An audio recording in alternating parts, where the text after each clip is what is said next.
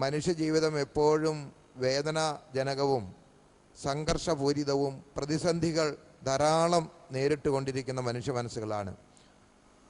പല പ്രയാസങ്ങളും നമുക്ക് പുറത്തു പറയുവാൻ പോലും നിവൃത്തിയില്ലാതെ മനസ്സ് വിങ്ങിപ്പൊട്ടുന്ന ആയിരക്കണക്കിന് വിശ്വാസികളുണ്ട്.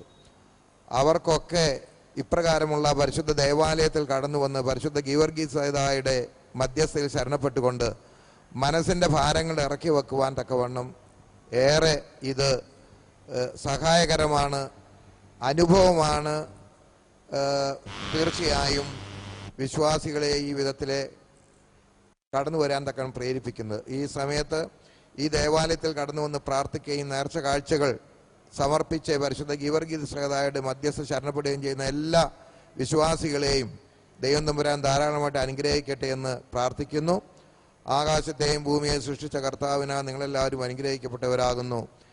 ഈ പ്രാർത്ഥനകളിലും നേർച്ച കാഴ്ചകളിലും ഒന്ന് സംബന്ധിക്കുന്ന നിങ്ങളെല്ലാവരെയും ദൈവം തമ്പുരാൻ വാഴ്ത്തി അനുഗ്രഹിക്കട്ടെ. നിങ്ങളെയും നിങ്ങളുടെ കുടുംബങ്ങളെയും നിങ്ങളുടെ കുഞ്ഞുകുട്ടികളെയും വാഴ്ത്തി അനുഗ്രഹിക്കട്ടെ. നിങ്ങളുടെ എല്ലാ പ്രവർത്തനങ്ങളിലും ഈ പരിശുദ്ധ സഹതായുടെ അനുഗ്രഹങ്ങൾ ധാരാളമായിട്ട് നിങ്ങൾക്ക് ലഭിക്കട്ടെ.